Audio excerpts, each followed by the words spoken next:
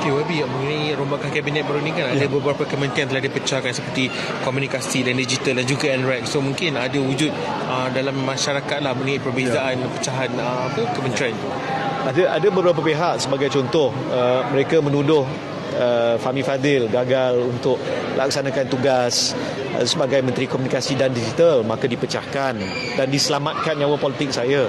Ini sebenarnya tak betul. Kalau kita lihat dari segi agihan agensi pada waktu ini, daripada lebih kurang 11 atau 12 agensi di bawah kementerian yang kekal dengan Kementerian Komunikasi ini dalam 8 agensi, manakala satu agensi luar telah dimasukkan, menjadikan dia 9 agensi termasuk JCOM. Jadi ini dari segi majoritinya masih bersama Kementerian Komunikasi.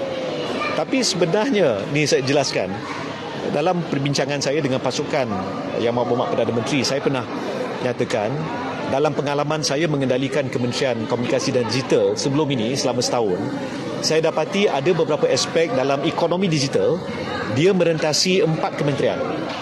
Dari segi startup termasuk venture capital itu berada dengan Musti.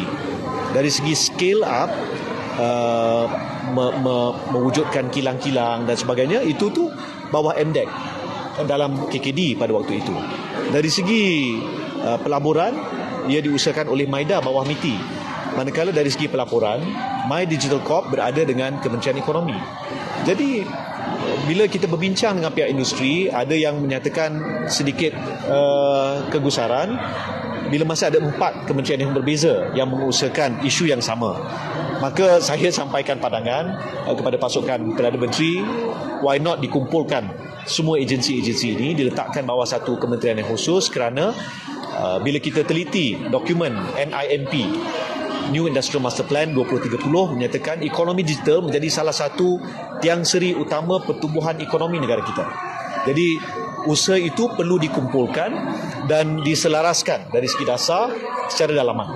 Jadi sewaktu mesyuarat Majlis Ekonomi Digital dan 4IR pada hari Jumaat yang baru-baru ini, Yang Berhormat Gobind Singh, Menteri Digital, telah menyampaikan pandangan tentang keperluan untuk diselaraskan bukan hanya melalui majlis tapi dalam Kementerian Digital itu sendiri.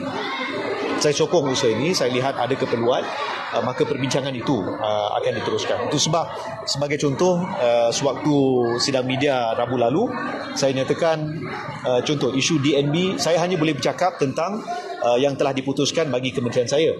Tapi ada beberapa kementerian lain ada perbincangan, dan saya jangkakan mungkin menjelang bulan 1, senarai akhir agensi mana ke kementerian mana itu akan dimuktamadkan.